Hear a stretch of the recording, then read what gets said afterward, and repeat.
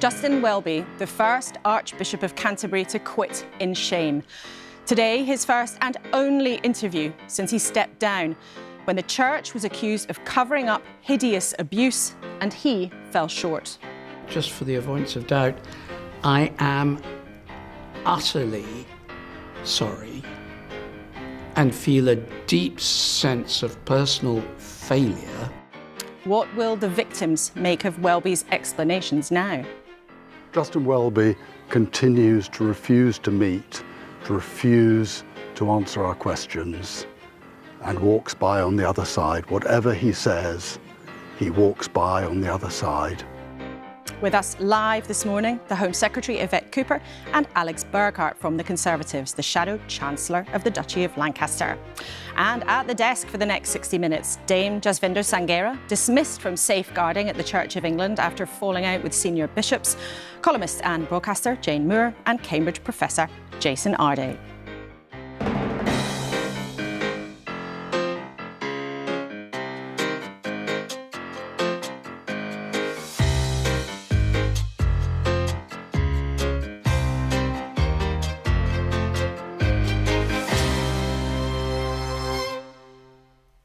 Morning, morning. Today we will get straight to it. Justin Welby became Archbishop of Canterbury in 2013, the occupant of a job that's stitched into the fabric of our national life, way beyond religion. But his tenure came to an abrupt and embarrassing end when, in November, an independent report into allegations of horrific abuse by a barrister, John Smythe, who Welby knew, found that there'd been a cover-up, and the Archbishop himself had not done enough to act. Now, just Bishop Justin, he was in charge during an era of turmoil for the country, not just in the Church of England. Archbishop of Canterbury, Councillor to the Royals, spiritual guide of 86 million worshippers worldwide. At 6, the Archbishop of Canterbury resigns. He says he's doing so in sorrow and with a profound sense of shame. He quit after an official report revealed his and the Church's failings over abuse. It is clear that I had to stand down. I'm John Smythe. John Smythe abused over 100 children and young men in England and Africa. Behaviour known to Justin Welby as early as 2013. But allegations weren't pursued properly by Welby or the Church. Smythe died before being held to account. 4 months since he quit in shame, here's the now former Archbishop's first and only interview. So how did he get it so badly wrong?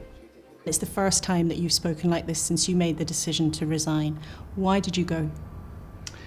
I went, as I said at the time, out of a sense of both personal responsibility for shortcomings during my time and my own shortcomings, and out of a sense of institutional responsibility for the long-term revelations of cover-up and failure over a long period. But when an official report said that you could and should have done more to take action against the abuser in the church, John Smythe, who abused more than 100 young people, at first you tried to stay on, and it was later that you resigned. So what changed your mind? What changed my mind was having been caught by the report being leaked and not really thought it through enough, to be honest. Over that weekend, as I reread it, and as I reflected on the horrible suffering of the survivors, which had been, as many of them said, more than doubled by the institutional church's failure to respond adequately, it increasingly became clear to me that I needed to resign. What exactly do you think you did wrong? I think I was not sufficiently pushy in a way that I would have been a few years later. I have first heard about Smythe's offences in August of 2013. I'd been in post 11 weeks. And safeguarding had been the crisis I hadn't foreseen. I didn't realise how bad it was. And when I arrived and found that the total safeguarding staff at the centre was half of one person, and equivalent around the diocese. And then this report came from Ely Diocese of abuse of one person who'd reported it to their bishop. And we didn't see all the details till 2017. I should have pushed harder because I knew enough to know that people very rarely, almost never, abuse once. I should have said, are we absolutely sure there's no one else involved? But why didn't you? I mean, this was 2013. The police had got involved. There'd previously been high-profile prosecutions even of clergy in the 2000s. Absolutely. We're not talking about the 1950s, the 1960s, the kind of era in this country when people just didn't talk about this kind of thing. Why didn't you care enough? I cared, I wasn't curious enough. Well, you said previously, I didn't care sufficiently. You didn't care sufficiently about young people being on that abused. first report, that's a very fair comeback. So on that report, why? You're right. One thing was the rules of the time said that cases are investigated by the diocese where they're reported. The second thing was the police said, don't interfere. A few years later, I would have pushed harder. That's the technical reason. The other reason was, actually, you mentioned other criminal cases. Peter Ball, Bishop Peter Ball, who was in the middle of his trial and being sent to prison. And I was very focused on that. I was also finding that every day more cases were coming across the desk that had been in the past, hadn't been dealt with adequately. And this was just, it was another case. And yes, I knew Smythe, but you can't, it was an absolutely overwhelming few weeks. Now, that's not an excuse.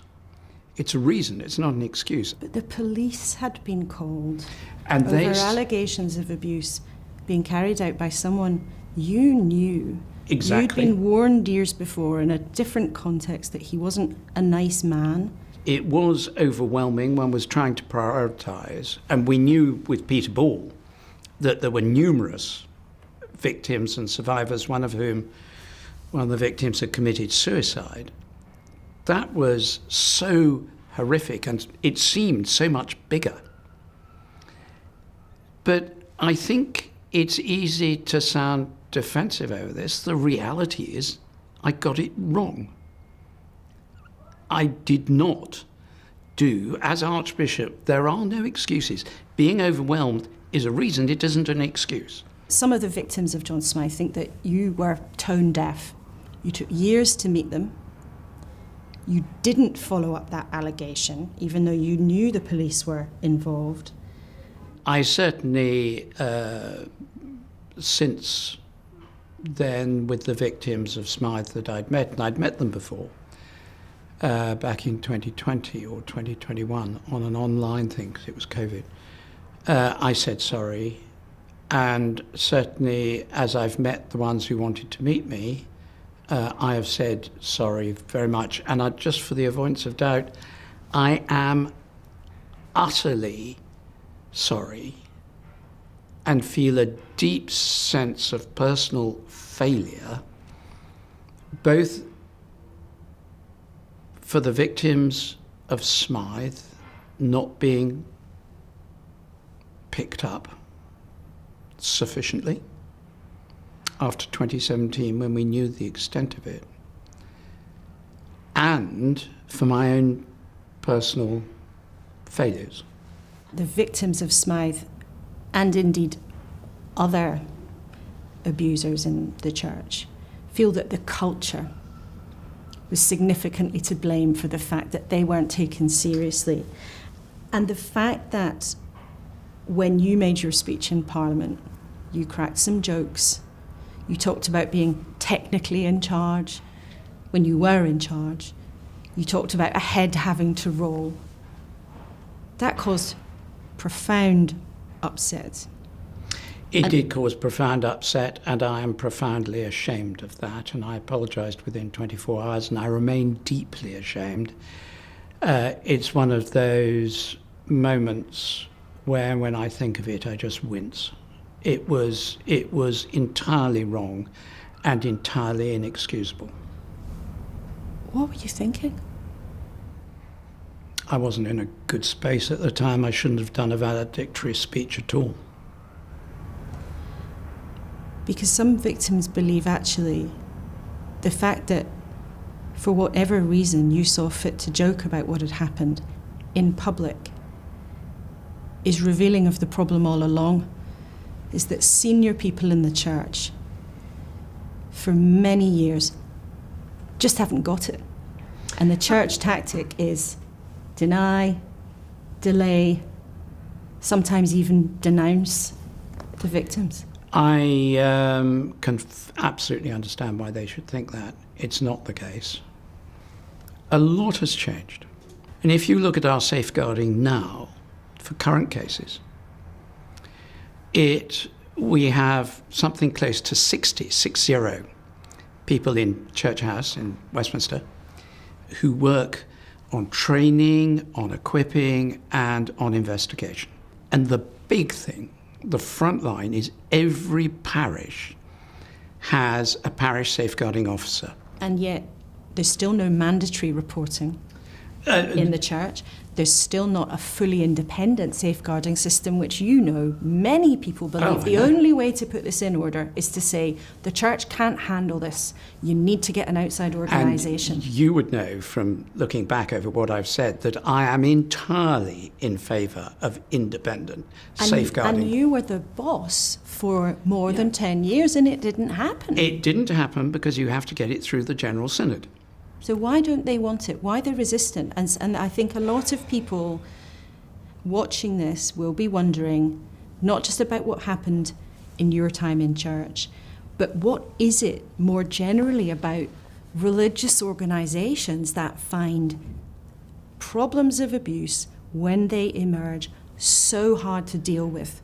The Archbishop of Canterbury is not the chief executive of Church of England plc. You can't make things change by saying this will now happen. Otherwise, we'd have had independent safeguarding when I first raised it in 2016. Most vicars are doing a wonderful job, the overwhelming majority. The church has grown over the last few years. And it is very, very hard, and you'd know this from within organisations where you've worked, including your own. You hear something, you think, that him? It's always a him, almost. That can't be true. And is that what you thought when you heard about John Smythe? Oh, absolutely not. No. I totally believed that this was, as is quite well known, I had a fairly difficult upbringing. I'm well experienced personally on the issues of abuse. And I always start that when someone declares abuse, divulges abuse, I start by taking it. My rule is you always take it seriously. And yet you've just said you believed it. You knew the police were involved, and then yet you still didn't follow it up. That's what makes this so extraordinary. If you have a message from the police saying, under no circumstances are you to get involved because you will contaminate our inquiry. But checking up on what happened next and as I said, I should have done that. I should have pestered them, to be honest. And I see that now. I mean, you're quite right to raise the point. I just want to be clear, to your knowledge, how many people are still on the church payroll or perhaps retired who knew about Smythe's abuse? What I know is that the National Safeguarding Team, about 3 weeks ago, issued a statement, which you probably saw, which said that there were, it was roughly a dozen who were being taken to the disciplinary process. A lot have died, but there are a dozen who are going through a CDM, clergy discipline measure. And incidentally, at that time, they said they hadn't discovered anything that I'd done or not done, omitted to do, which would warrant CDM, which was an interesting point. I still feel responsible, but that's a different question. Let's move on then, because you presided over the Church of England for more than 10 years, and there were huge changes during that time and a lot of turmoil in this country. And you presided over royal weddings, of course, Her late Majesty's funeral, and of course, a coronation. I just wonder, what was your most meaningful moment? I think the late Queen's funeral.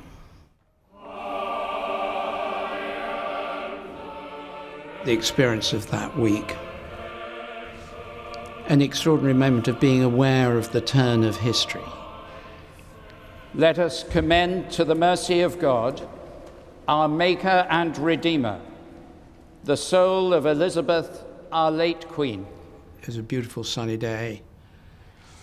I was standing at the door of Westminster Hall, waiting for the coffin, and you heard from the distance the cheers, and then as it got closer, the sighs, the groans almost.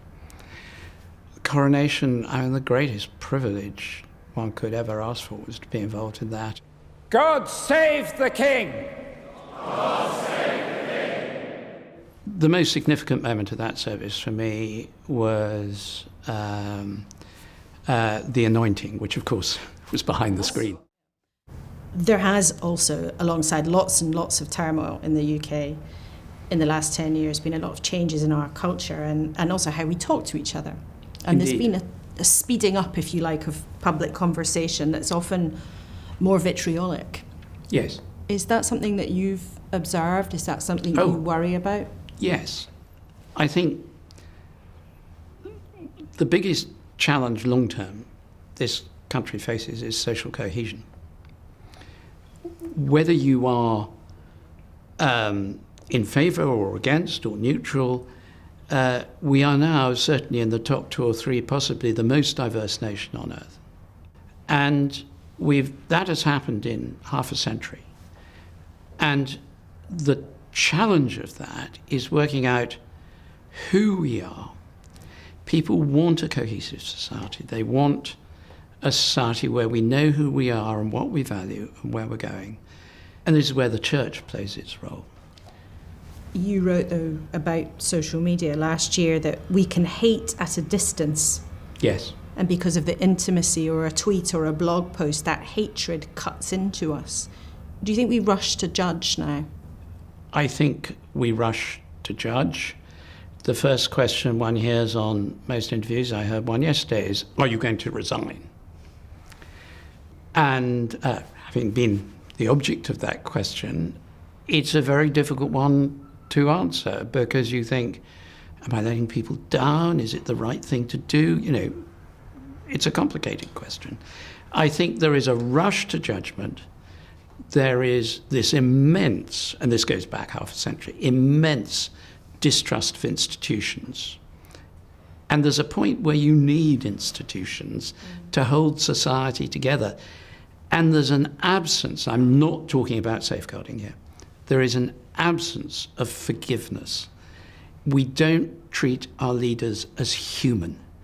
We expect them to be perfect. If you want perfect leaders, you won't have any leaders. There was, of course, a huge frenzy around what happened to you. I mean, you had a farewell party at Lambeth Palace that was highly criticised. I think there was even a donation to a children's charity that was publicly refused. That is correct, by the Children's Society, yeah. I mean, do you feel that you were cancelled, if you like, in this modern frenzy? We won't know that for 30 or 40 years, and I'll be dead by that time. I don't know. I can't answer that question. You'd have to ask others. I know that I let God down. I let people down. So you were in charge of the church for more than 10 years.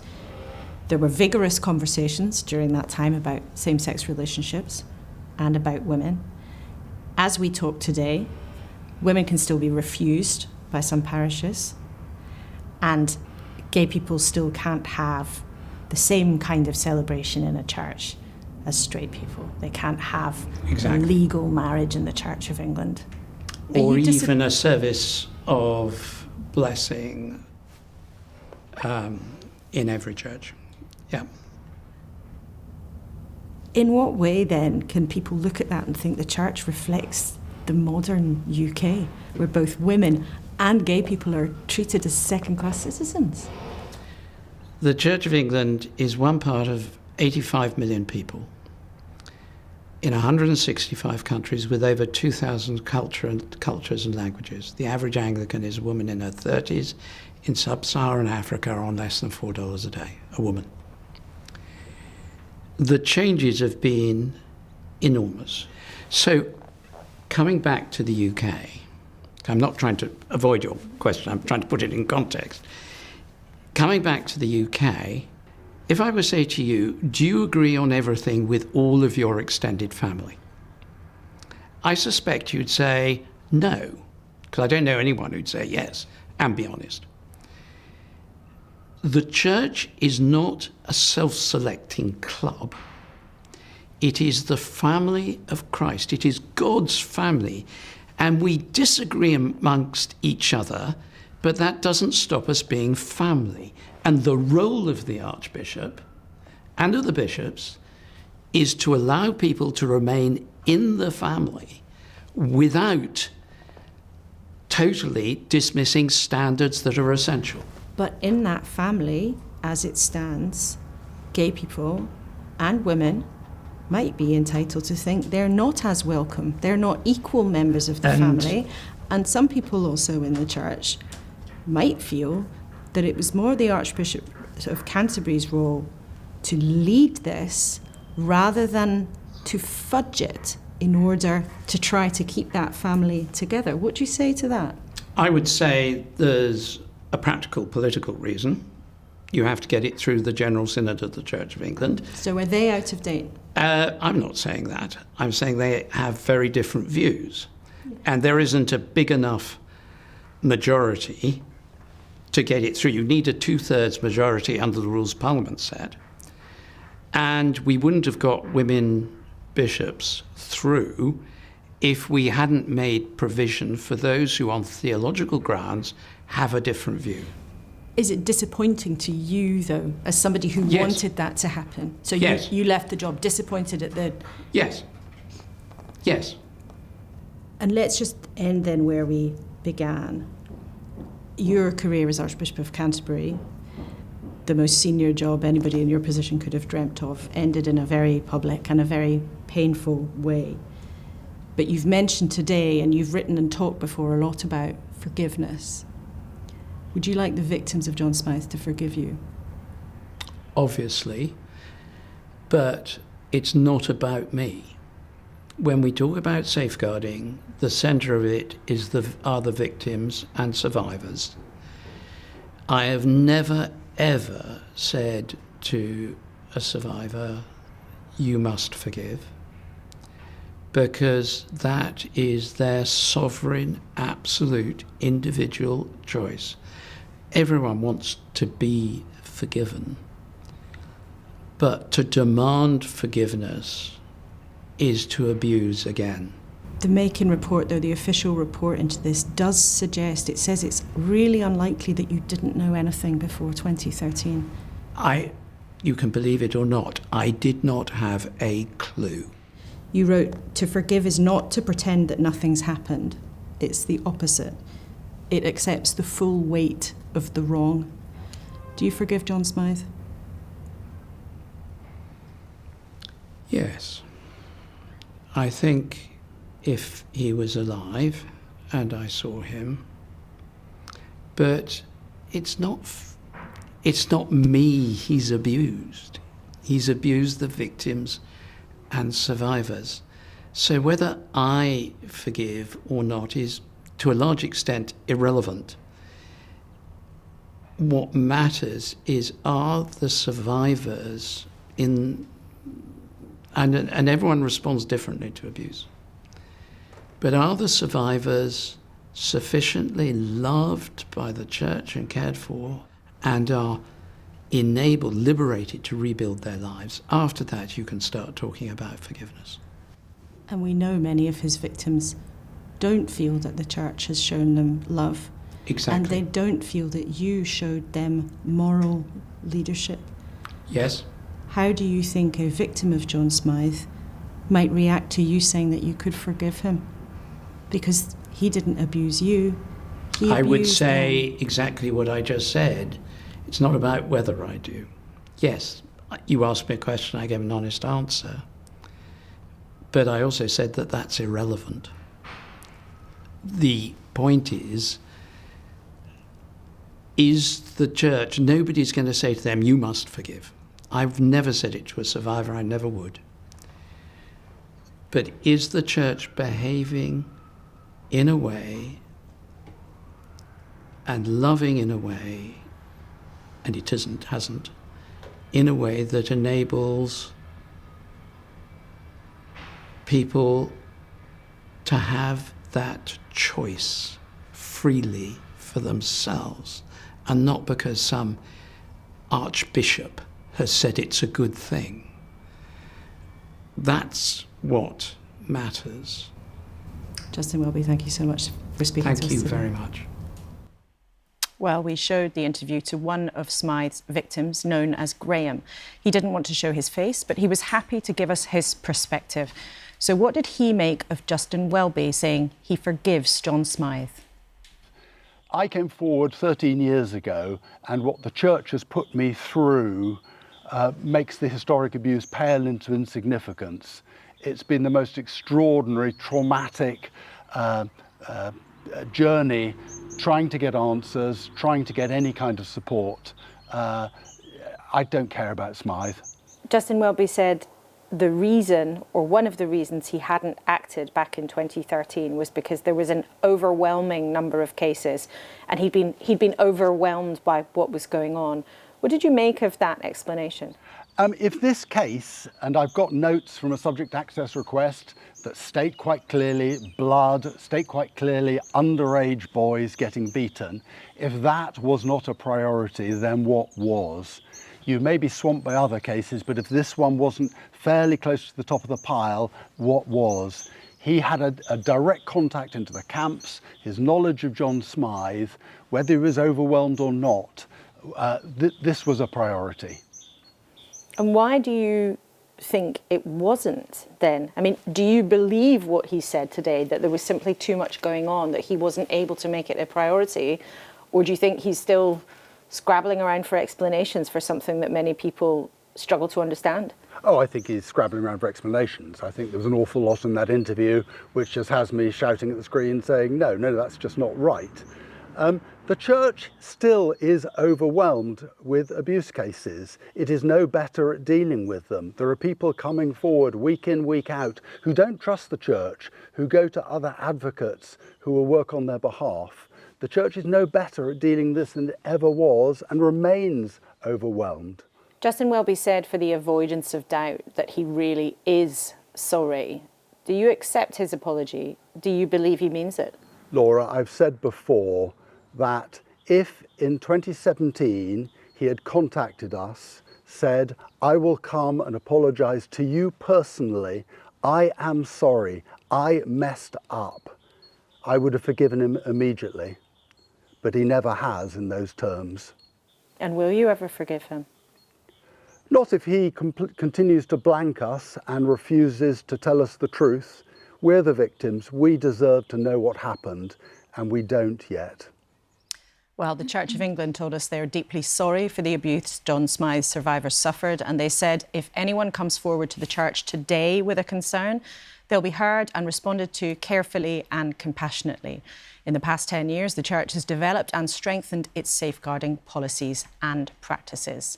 Let's then talk to our panel about what we heard in that interview. And we should also say much of this came out because of dogged and very good journalism from our colleagues over at Channel 4, which they started on this many years ago. But Jasvinder, you were working for the Church in exactly this area. Yeah. What went through your mind watching that and hearing Justin Welby say he could forgive John Smythe? Well, I was the independent survivor advocate for the Independent Safeguarding Board, and all I was feeling was a sense of overwhelming feeling for all those victims that have been let down for years and decades. You know, he talks about feeling overwhelmed. Think how it must feel for them. I mean, this language like shortcomings, wasn't pushy enough. The rules at the time meant I couldn't act. I'm sorry, that's absolute rubbish. The bottom line is leaders must act with courage and conviction. I can tell you with absolute conviction today that survivors, the treatment of survivors hasn't changed. It hasn't changed? No, it absolutely hasn't. I mean, I'm still supporting those survivors that were let down by the Church of England when I was removed, and they're still in the same position. Archbishop of York is still not meeting them. You know, the parallels in terms of Justin Welby, he could have done something in 2013. He has prevented justice. But when I look at the Archbishop of York and Tudor, again, excuses. It seems to me, and what we're not getting here is the Church is an unaccountable body. You know, we're having a conversation today about mandatory reporting. That has been watered down. Nobody is going to be held to account. We're not going to get mandatory reporting either. Jane, were you surprised when Justin Welby said he would forgive John Smythe? I gasped, actually. I mean, there was so much to unpack in that interview, but you know, the old Edmund Burke quote, evil is what happens when good men do nothing. And he is the epitome of what you would expect to be or describe as a good man. And he did nothing. And, you know, we're not talking about some minor sort of failing here. You know, private schools, all schools, we know if something happens in their school that, I'm not about abuse, but they sort of move it on because they don't want the bad publicity. This is what they've done. But this is wide-scale, terrible abuse. And for somebody like him to even have an inkling that there's something like that going on and to just go, actually, I'm just going to leave this up to other people, I find astonishing. Jason, you're a Christian and a member of the Church of England. After all of this, though, do you think that organisation you're a member of, do you think they can still claim moral authority? I think his actions have compromised the moral authority of the Church, and as a consequence of that, people's, you know, the distrust amongst the public is going to be palpable. It's going to be extremely strong. And I think when he mentions it being a deep sense of personal failure, I think that is exactly what it is. It's a systemic issue as well. But I also think there's been a lot of focus on Justin's actions, which have been poor. Very poor. And I think that the focus needs to be on the victims and the kind of psychological safeguarding of the victims and the support for those individuals.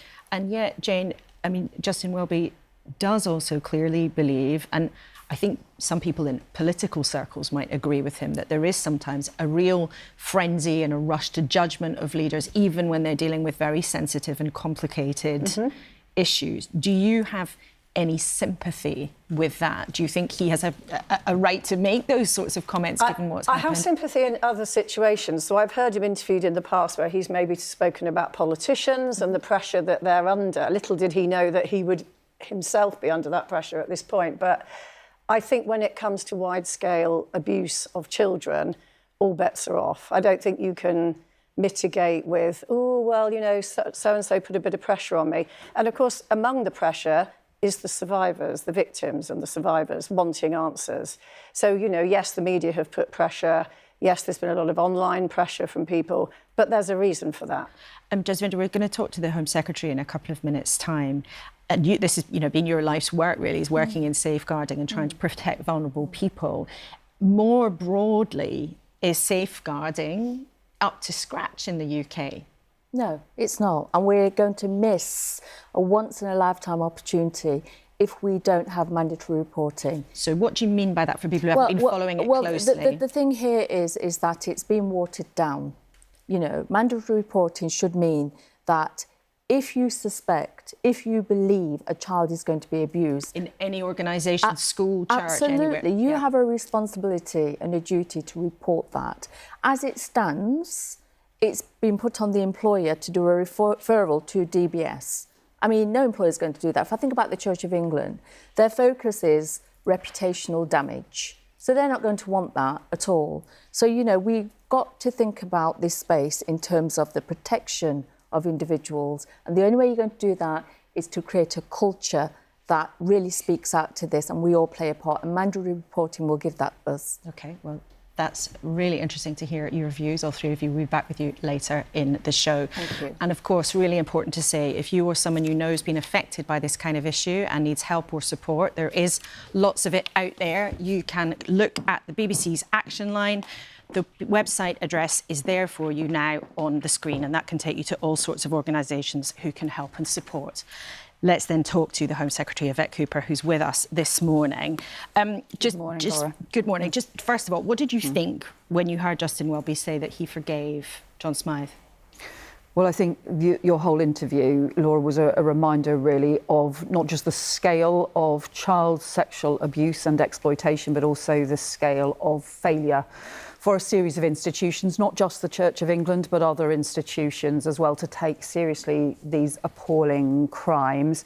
Look, I'm not a deeply religious person, and so people respond in different ways. I think, having seen a series of different, just appalling crimes, when you look at the details of those, personally, I find it very difficult to forgive terrible criminals for different crimes that they have committed. But fundamentally, this needs to be about survivors and victims, and it's for them to make sure that they are at the heart of this. We're going to be setting out next week some plans around a victims panel, victims and survivors panel, to ensure that we are taking much stronger action nationally on child sexual abuse and exploitation. And it's an issue we've discussed at length before, but we just heard there from Jasvinder, who's spent her life doing this. Clearly, she believes very strongly what you're proposing around making reporting of any abuse suspicions mandatory doesn't go nearly far enough. She says you're going to miss a once-in-a-generation opportunity to draw a line and to change the culture, whether it's in schools, church, councils, wherever people might have suspicions or concerns.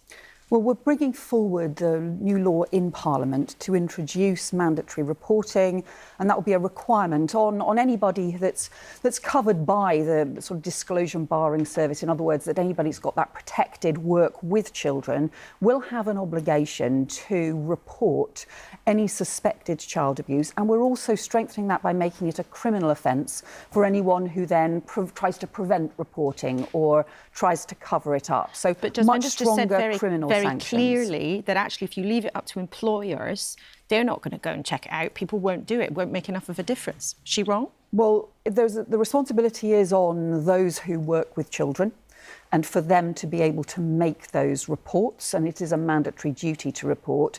But there is also making it a criminal offence to prevent the reporting. So if an organisation covered up a report or tried to block someone reporting child abuse, then that would be a criminal offence. So that is strengthening the culture. Now, look, we want to make sure that we're taking action, strengthening child protection across the board in a series of different ways, tackling both child sexual abuse and child sexual exploitation, including online, which is one of the areas that's growing fastest as well. And when that law is passed, is it conceivable then that church leaders, perhaps even Justin Welby, might have been prosecuted or could even be prosecuted in future if they failed to report? Well, it would depend on the details of a case, but if an organisation, institution or an individual is blocking the reporting of child abuse and is effectively covering it up, then that does become a criminal offence. OK. He then potentially could be considered under that, or church leaders who knew about Smythe? I can't comment or speculate on individual cases. OK. Let's then talk about something in your in-tray, huge issue of immigration. There's a big immigration summit in London this week. People from all sorts of countries are coming. But we've talked to you a lot about this issue, and 9 months into government, the numbers of migrants coming to the UK illegally by small boats surpassed 5,000 this week. That's more than the same period in 2024. It's more than the same period in 2023. It's more than the same period in 2022. Why do you think what you've tried so far doesn't appear to be working? Well, boat crossings remain high. That is very serious and dangerous, and it's one of the reasons that we're holding this international summit. It's the first time this has ever been done on organised immigration crime, and it's bringing together over 40 countries from across the world, because we know that this is a global criminal industry that is worth billions of pounds, undermining border security and putting lives at risk. And what we've seen in the last few months, we've seen, I think January and February had lower levels of crossings than previous years. March had much higher levels. And the really unacceptable situation that we're in is because of the way the criminal gangs have taken hold, our border security ends up being dependent on the weather, and we cannot continue like this, where the number of calm days affects the number of crossings and affects our border security as well. Why do you think what you've done in the last 9 months isn't yet working? Why not? So the criminal gangs have had 8 years to take hold along the channel, and we have been taking the action for around 8 months. And the things that we've had during that time compared with last year. And you've been telling us for months, we spoke to you in Italy in December, you've been busy going around the world, trying to take action, trying to get deals, but the numbers are going the wrong way. So why is it not working?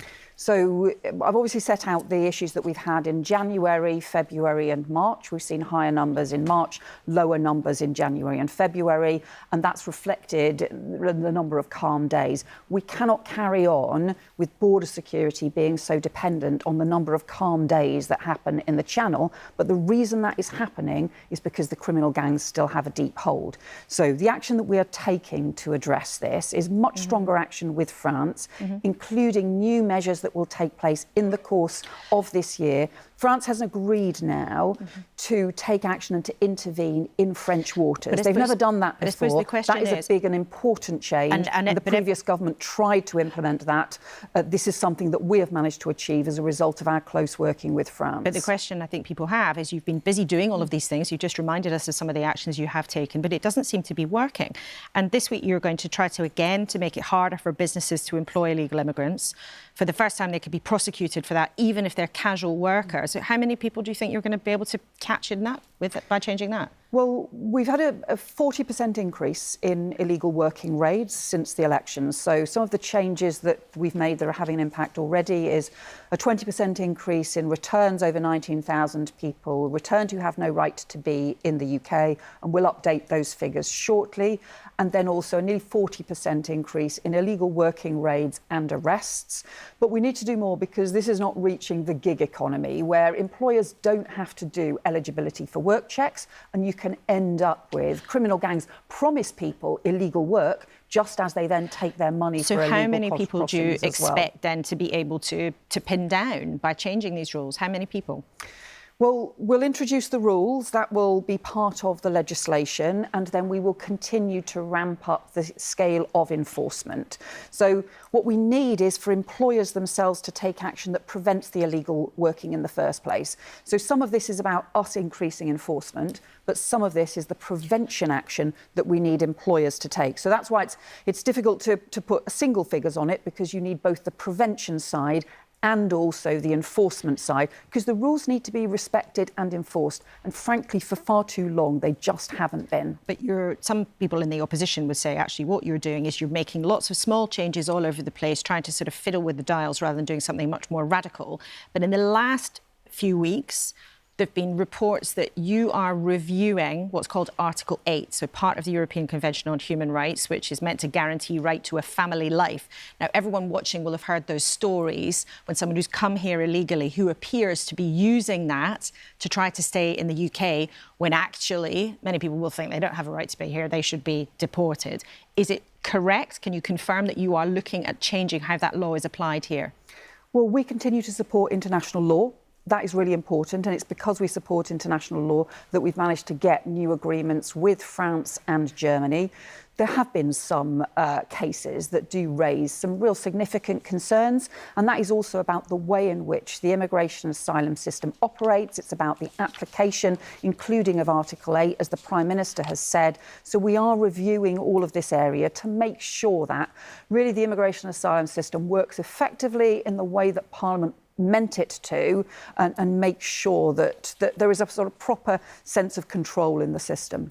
And just lastly, in the last week alone, there have been stories about what many viewers, I think, will think are almost sort of unbelievable heavy-handedness from the police. There was a couple who were contacted by the police about what had happened in a school WhatsApp group. There was a woman in Leicestershire who was allegedly foraging mushrooms, who had the police come to her house. Reports on the front of the Sunday Times this morning about a Quaker house that had a police raid. Are you a bit worried that the police are getting a bit heavy-handed?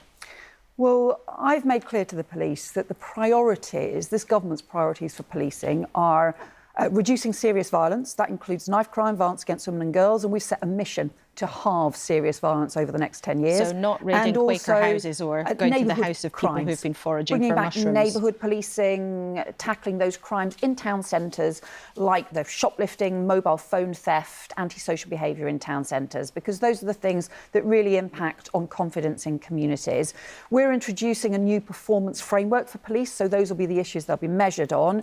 Of course, we have operational independence for policing, and so police forces themselves need to take decisions on individual cases. But I think you're diplomatically, without wanting to step over the line, saying they should maybe focus on other things. Home Secretary Yvette Cooper, it's always great to have you with us in the studio, especially on a special programme this morning. Thank you for your time.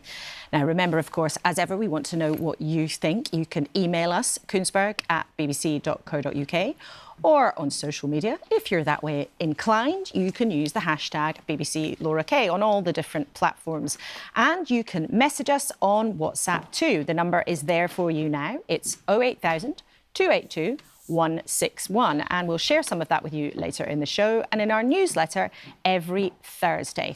You must know the drill by now. Well, Alex Burghart, the Shadow Chancellor of the Duchy of Lancaster, essentially Kemi Badenoch's deputy, I suppose that's fair?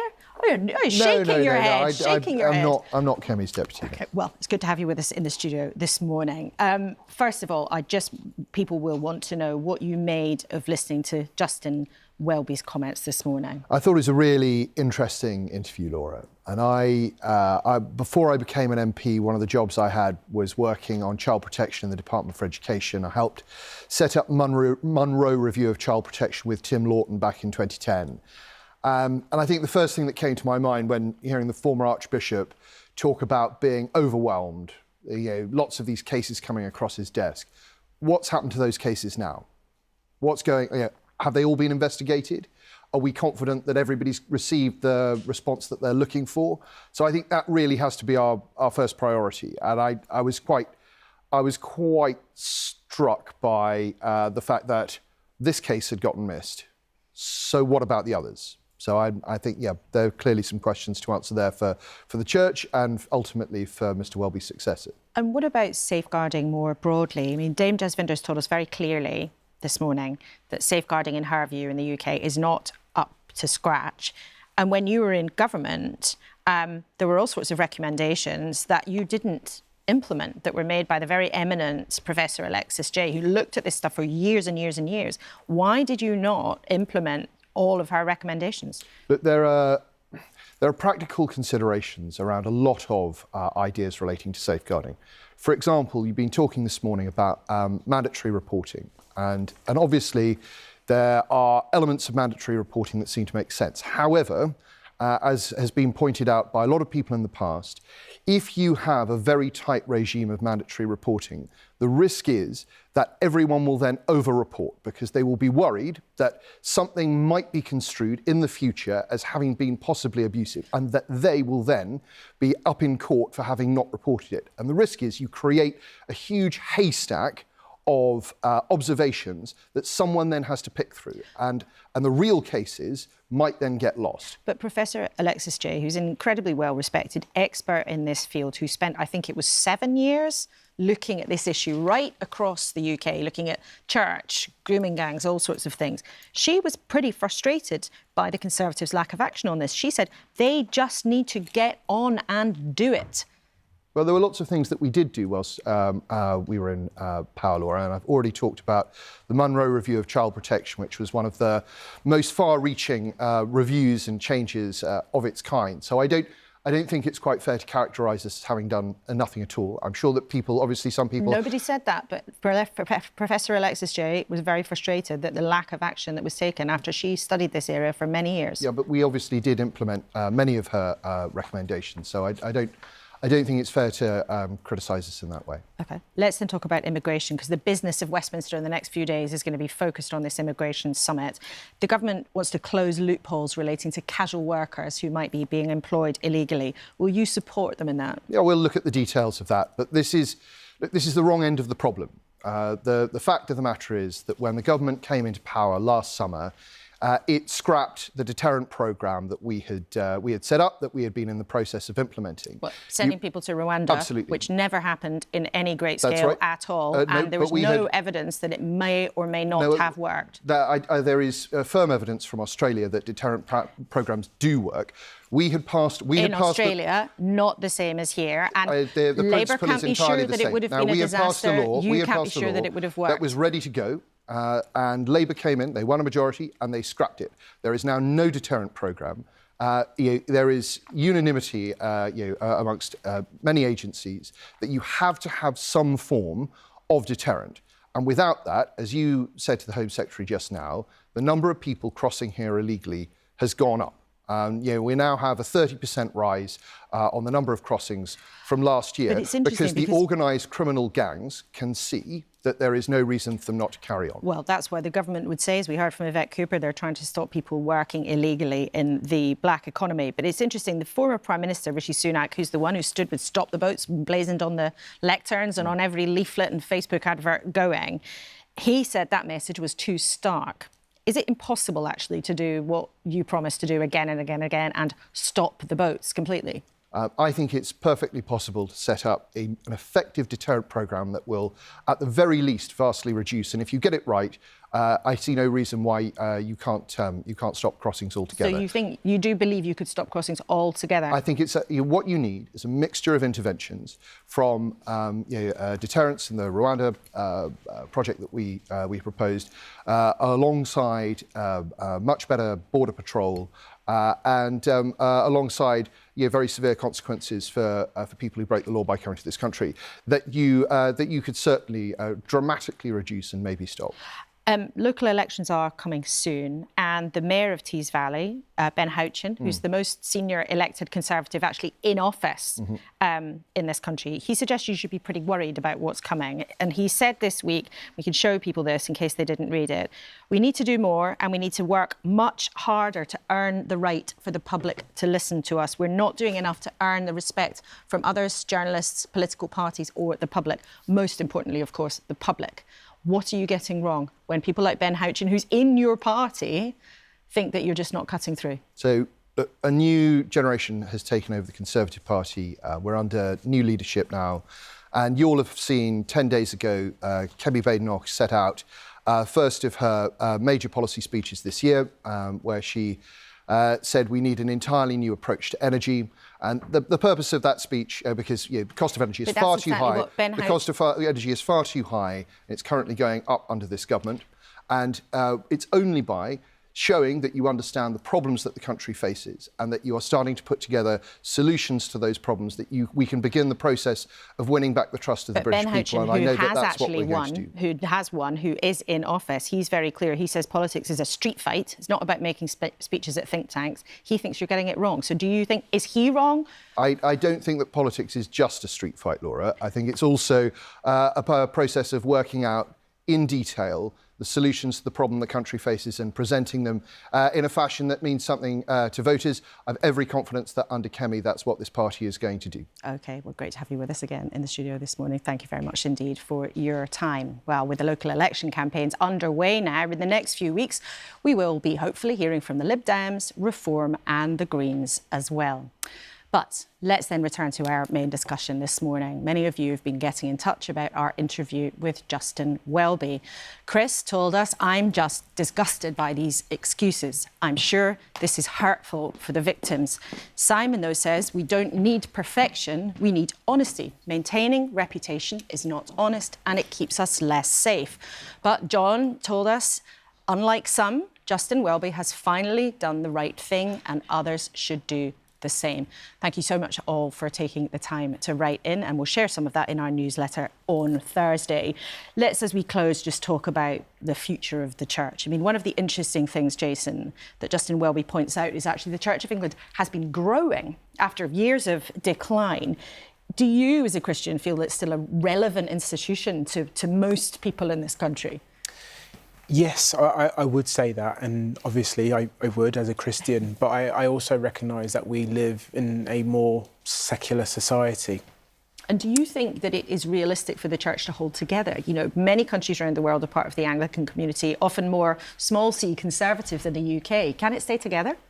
I don't think it can, because I think there are contexts that kind of compromise aspects of how people engage, you know, in terms of in religion or in Christianity. And I think some of those contexts can sometimes be submerged and they need to be considered in terms of the geographical context. The idea of one person overseeing this, you know, in a geographical context, I think can be problematic at times. Jane, what about, you know, the Church of England has this formal status in our national life. You know, even though most people aren't a member of the Church of England, we've all got all sorts of different religions, all sorts of different Christian churches too. Do you think it's right that it still hangs on to that formal status? I mean, it's quite strange, isn't it? Because obviously when you look at, he obviously, as he said, he was at the Queen's funeral, the coronation, etc., and we have this sort of figure of moral authority. And I do wonder now, I was reading a report the other day saying that more young people are coming into the church, but I do wonder in what form that takes, because, you know, is it an online influencer kind of form? I don't know. I mean, I sometimes I was looking at him in that interview thinking, how is he relevant to young people? How is this figure relevant, particularly when this figure has let people down so badly? And just, Vinda, just finally to you, you've seen the church up close through your particular work on safeguarding. I just wonder, what's your final observation about the future and the church and how it can move on, if it can move on from these issues? Well, from my perspective, it has to start with survivors, the victims. That's where it needs to start. It's not starting there. And I just have to say, Laura, listen to your interview just then, listening to the politician talk about the concern around a haystack of reporting and being overwhelmed with the suspicion of child protection. Isn't that the point? That is the point. Let's be clear here. Under the new law, unless amended, nobody will be prosecuted for failing to report abuse. Very interesting. We'll see how that develops, that mandatory reporting legislation. But all three of you, thank you so much indeed for your time this morning. We've been talking about a really important but sensitive subject. Thank you to all of our guests today, of course. I'll be with Paddy O'Connell a bit later for Sunday's newscast on BBC Sounds. And our full conversation with Justin Welby is there on Sounds already and on the iPlayer too. And it will be shown a longer version on BBC Two at 11:35 tonight. Whatever you think of what happened, Justin Welby was part of our national life for more than a decade, and it is compelling to hear what he had to say. And do keep sharing your thoughts with us. And please remember, if you or anyone you know have been affected by any of the issues raised, there is lots of help out there. That's on the BBC website. And I, of course, will look forward to seeing you next week, same time, same place. And don't forget, the clocks have changed, but it's also Mother's Day. So have a good one, and goodbye for now.